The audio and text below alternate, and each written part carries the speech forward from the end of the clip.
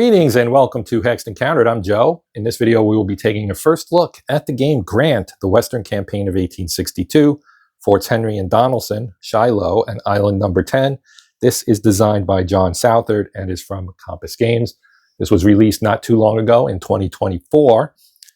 And it is, as you might guess, a game from the U.S. Civil War, the American Civil War, covering some of the bigger things of Grant's early command in the West during 1862, leading up through, of course, Shiloh, which was a very big battle, and the capture of the various forts and Island Number 10. So this Western campaign was really centered around the Mississippi River, so and the other rivers that branch off from that river, like the Ohio, the Tennessee, etc.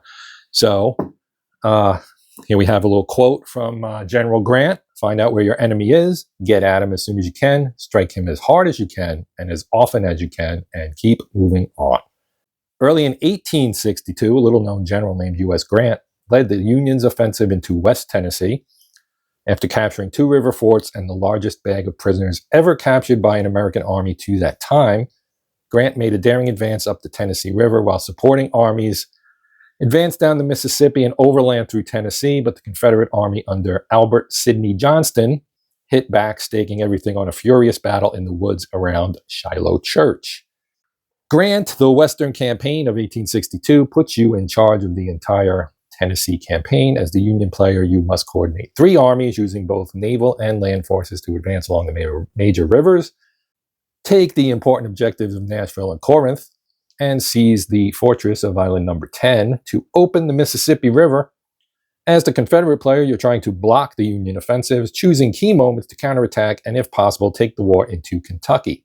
Movement and combat by river is just as important as land, giving this campaign a unique feel in Civil War history. A chit-based sequence of play makes the game highly variable and models the abilities of Grant and Johnston. Okay, complexity is medium. Timescale is a week per turn. It is a point-to-point map, as you can probably discern from this image here. Unit strength, 1 strength point equals 1,000 soldiers. It is a 2-player game, but it does have a high suitability for solitaire. Average time to play, 2 to 6 hours. Recommended age, 14 plus. Inside our box here, we're going to find 1 22 by 34-inch mounted map, 2 counter sheets of 9/16-inch counters, 5 player aid cards, 1 rules booklet, 1 playbook, 1 10-sided die. Designed by Jon Southard, project director Billy Thomas, and the game artist and box cover design were by Bruce Urian. Sorry, tripping over my tongue. So let's take a look and see what's inside the box. All right, we got a bag. Pull the books out of the bag. There are 2. We have our rule book, right, and our playbook. So let's take a look. I usually do rule book first. We'll slide the box out of the way, bump into my tweezers, make a noise, and here's our rule book. All right, so we've got introduction, which we basically just kind of got the gist of from the box. We got our game equipment again. Compass includes their address if you wanted to send them by mail or email them to contact them about any issues you might have with the game parts being missing or damaged. You may do so. And you can also go to their website either with the URL or the QR code. The map, which represents the area of West Tennessee and adjoining states where the campaign was fought. The network of spaces on the map regulates the positioning and movement of units. We have land spaces. It tells you that Arkansas and Middle Tennessee can be entered by Confederate units, but cannot be entered by Union units. They provide supply to Confederate units occupying them only. Connecting lines between land spaces can be either roads, which are brown lines, or rail, track symbols. Rail connection implies a road connection. So you can use, units can use march movement along rail lines as well. River spaces are small circles, located along major rivers. Each river space is connected to adjacent river spaces by the line of a major river. Okay, I don't want to get overly specific here, but you can see examples. A, B, C, D, and E are consecutive river spaces. Down here we have some land spaces as well as some landings. Riddle's Point, which is here, and Tiptonville, which is here, are both landings because they are adjacent to the circle. And they adjoin the same space. Point Pleasant and Madrid Bend are landings. So Point Pleasant's here. You can see it's connected. The box and the circle touch each other. And Madrid Bend, the same is here. Okay. Island number 10 has site value 2. You can see the 2 there. New Madrid is pronounced New Madrid by locals. And okay, so I was saying Madrid. It's Madrid, New Madrid, to the locals there, as opposed to the city in Spain, the capital of Spain. Okay, so talking about land units, you've got named division leader, C.F. Smith here, a replacement leader with no name. Army commander, there is Ulysses S. Grant with their ratings at the top. Got infantry unit here. At start, units are back printed with setup information, initial location or turn of arrival, and initial number of strength points, if applicable. This guy says at start, they are in Paducah, and they are worth 5 strength points, or have 5 strength points. Okay, there are a lot of design notes, as you can see here. This is a pretty chunky one right here. Army of the Tennessee, Army of the Ohio, so those are, and District of Mississippi. Those are union organizations, right? The Army of the Tennessee was Grant, Army of the Ohio was under Buell, and the District of the Mississippi was under Pope. And Confederate units, unlike Union units, are not designated as belonging to a specific army. The terms Army of Central Kentucky and Army of Mississippi denote simply the Confederate units in the eastern and western sections of the map, respectively. Okay. Each side has army commanders. Army commanders do not command strength points directly, with one exception, but benefit other leaders. So here we have Albert Sidney Johnston, who was the commander on the Confederate side. And you can see his rank there. So his rank is a 1. Now if we go back and look at Grant, Grant also has a 1. He's an army commander, as you can see. Over here we have information on our river units. The rivers are very important to this campaign, as you might have gathered. So you have the combat value, the defense and movement values, the name of the particular ship, in this case the ironclad USS Carondelet. And we have the CSS Arkansas here, and so on. Here's the Foote counter, which was named after Admiral Foote, the Union naval commander in this campaign. Is not a leader unit, but simply a marker, which can be used to replace a large stack of Union naval units. So you can use his marker to denote that you've got a fleet there, basically.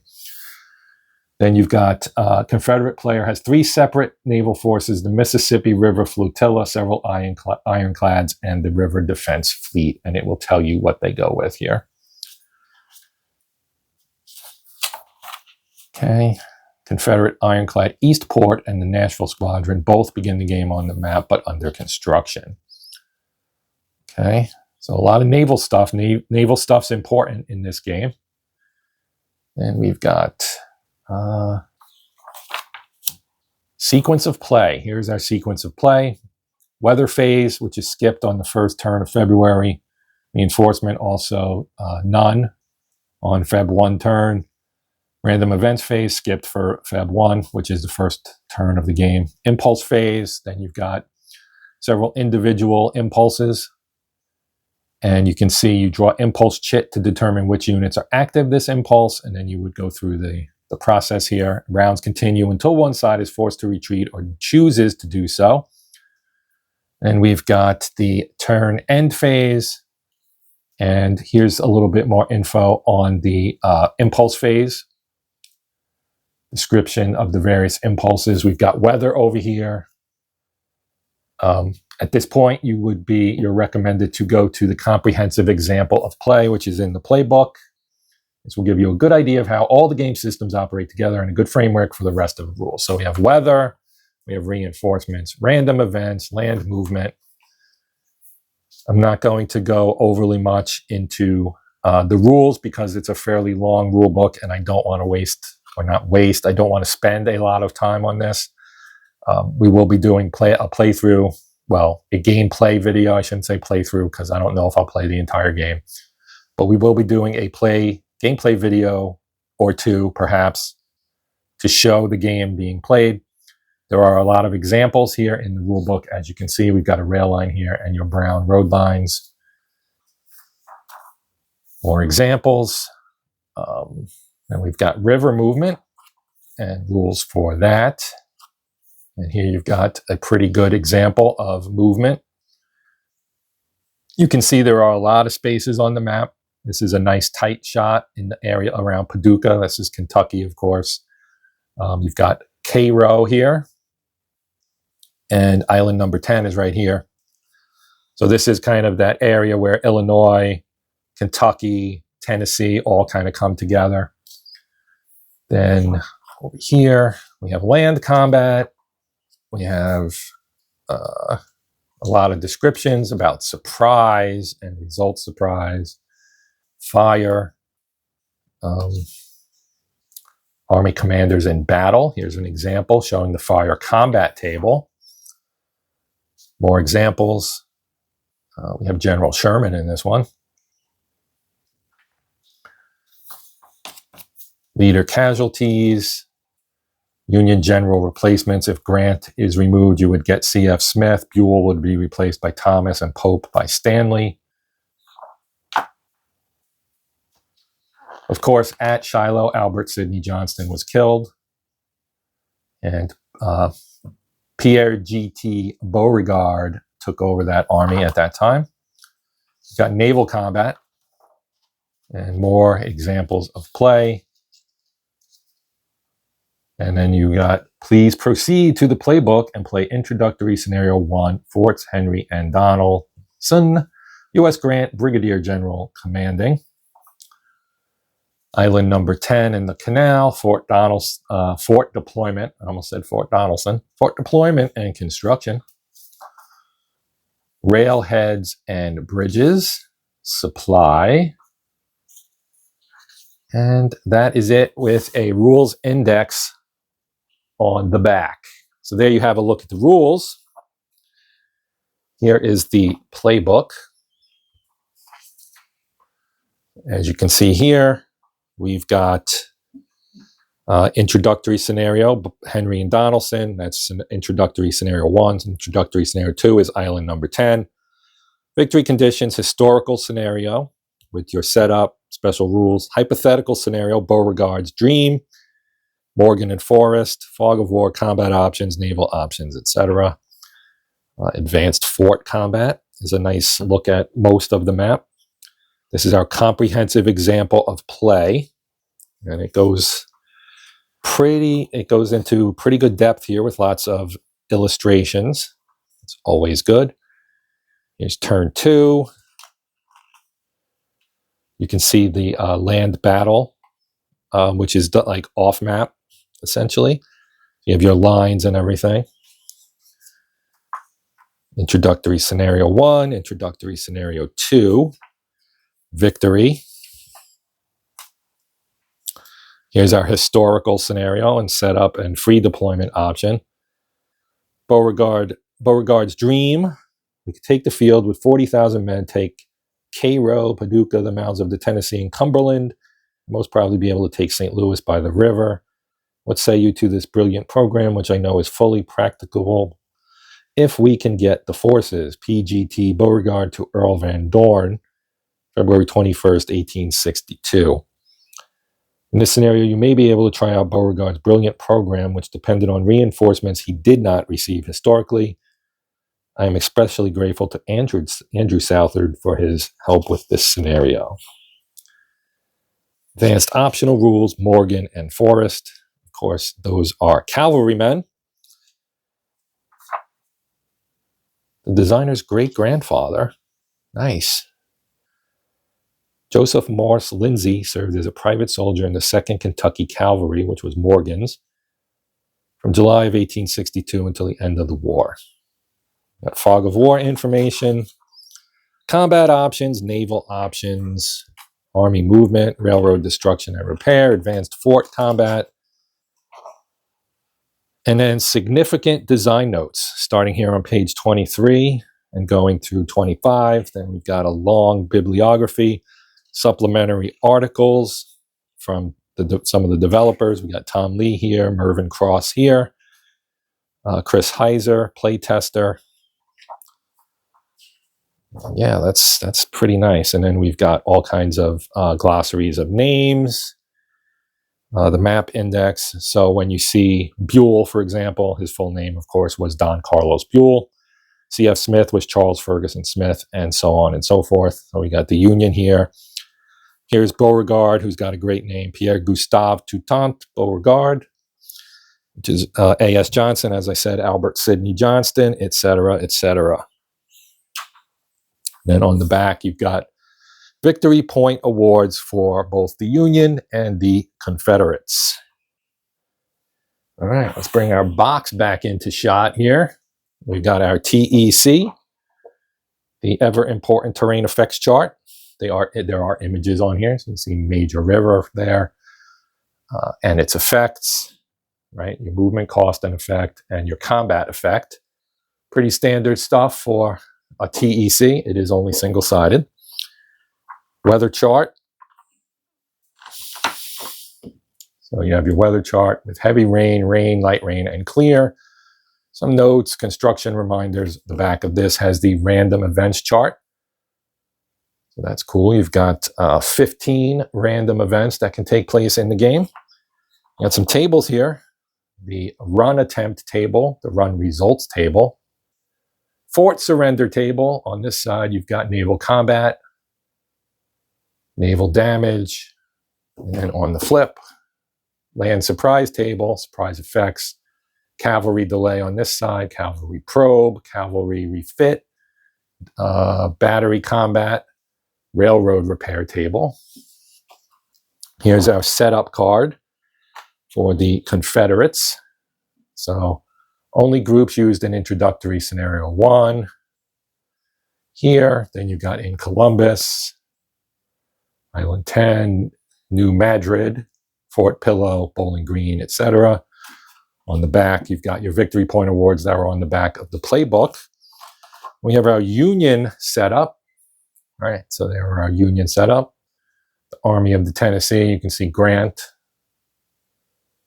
right, in various places, different areas of the map. The Army of the Ohio in Louisville with Don Carlos Buell. On the back again, the same thing with the victory points. Then you've got your morale and rally table, our fire combat table, which is always an important one.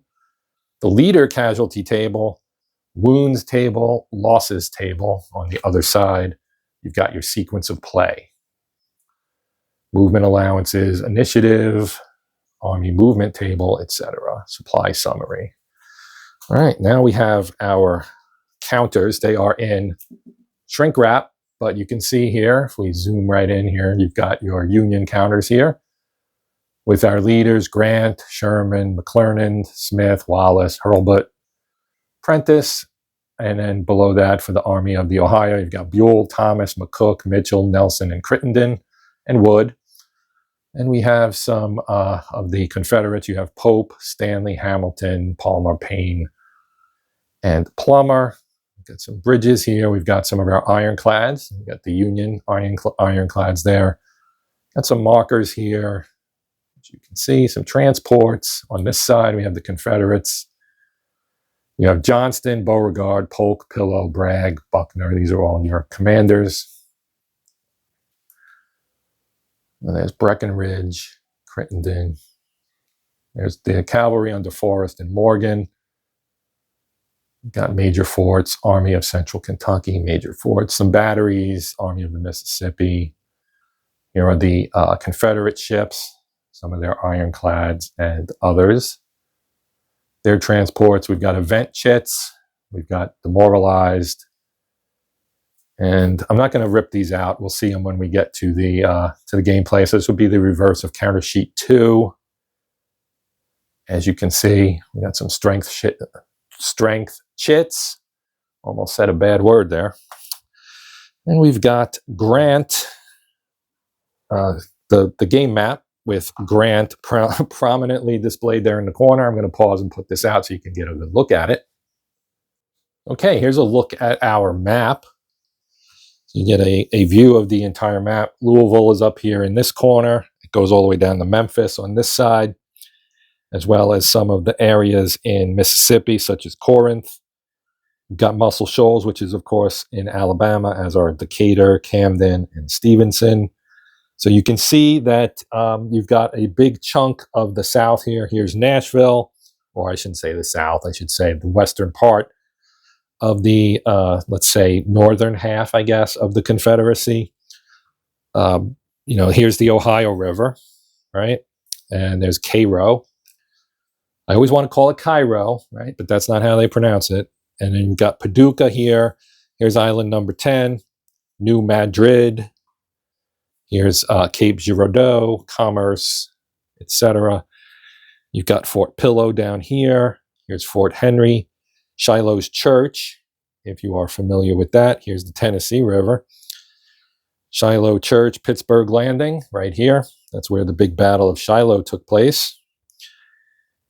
Because the Confederates under Albert Sidney Johnston were in Corinth, they came up through some extremely muddy terrain and attacked the Union Army under Grant, and they were completely caught by surprise. And everything went well for the Confederates on day 1, and the Union took over and drove them out on day 2, thanks to the arrival of the Army of the Ohio under Buell.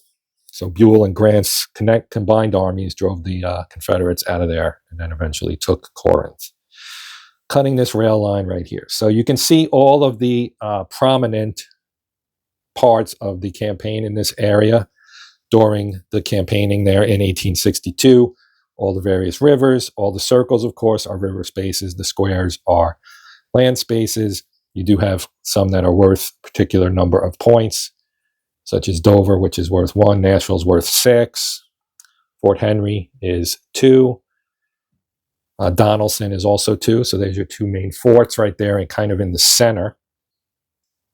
And this is the area. So Arkansas, no Union entry, says so right here. So there are parts of the map that are off limits, so to speak, such as this side, on both sides, basically, because, Grant was operating in this area. And Buell was kind of in this area, and then they kind of came together at Shiloh. So we have no Union entry all along here. This is all Confederate supply source, and on this side is also Confederate supply source. You get 5 victory points if the Mississippi is cleared at the end of the game. That means cleared down through Memphis. Of course, Vicksburg took place the next year, which was basically the successful completion of taking over the entirety of the Mississippi, essentially, by the Union. So that is the map, and that is going to do it for this video. I do appreciate you guys taking the time to watch. If you have any questions, this is the battle display over here. I didn't mention that. We have Army holding boxes here. You have your turn record track here, along with reinforcements. And up here we have a victory point track for net Union VPs. And you can see markings here. If it's 13, that is a decisive victory for the CSA. If it's a 35, that is the decisive victory for the USA. So they, and then there's marginals here. 23 for the Confederates and 24 for the Federals, or the Union, if you would prefer. The map lays pretty flat. I will also say that before I finish signing off. So again, thanks for watching. Have any questions, comments, let me know. And thanks. Please consider watching. You already are watching, Joe. Consider liking, sharing, or subscribing. Yes, I am on my game today. So yes, please support the channel if you can. If you are already a subscriber, thank you very much. You might like to click the bell and get notifications when new stuff appears. But even if you're just a subscriber, I appreciate you for, heck, even if you just like and or share or view even, I appreciate the support. That's going to do it for now. I'm Joe. This is the Hexed Encounter channel. And until next time, as always, happy gaming.